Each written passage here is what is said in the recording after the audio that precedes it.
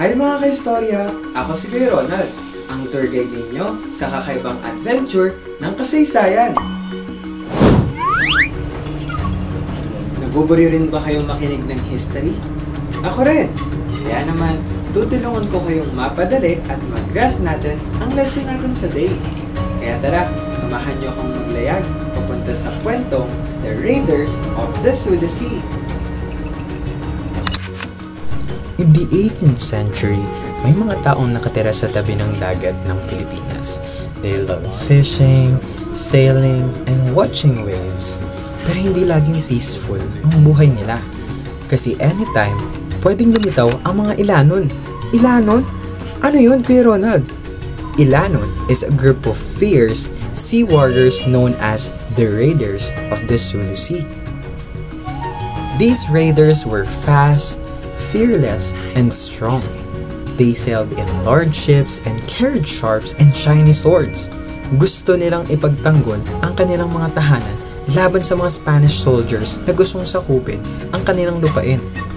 Now, to the Spaniards, these people look like pirates, parang mature vibes. But in truth, they were just protecting their homes and families. So kung tutuusin, hindi sila masamang tao. They were defenders. Ngayon, eto na ang intense part.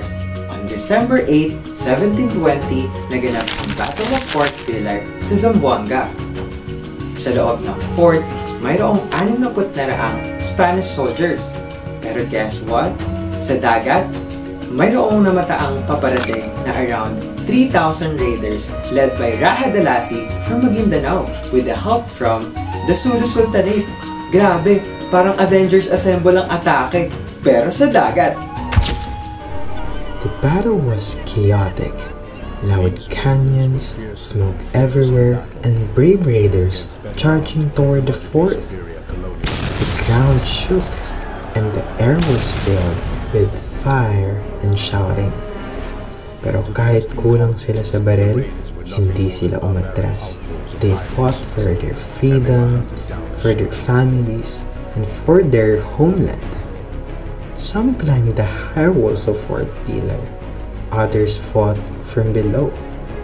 The Spanish soldiers were so scared and they started throwing rocks just to stop the raiders from climbing.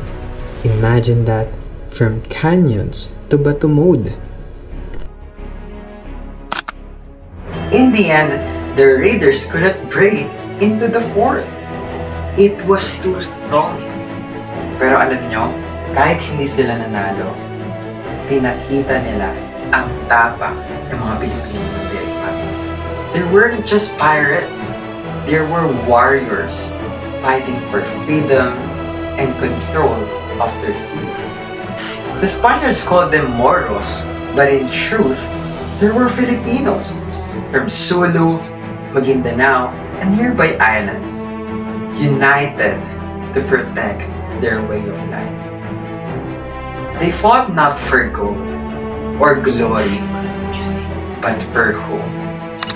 So the next time someone says, Pirates of the Sulu Sea, tandaan ninyo, they weren't just pirates, they were heroes.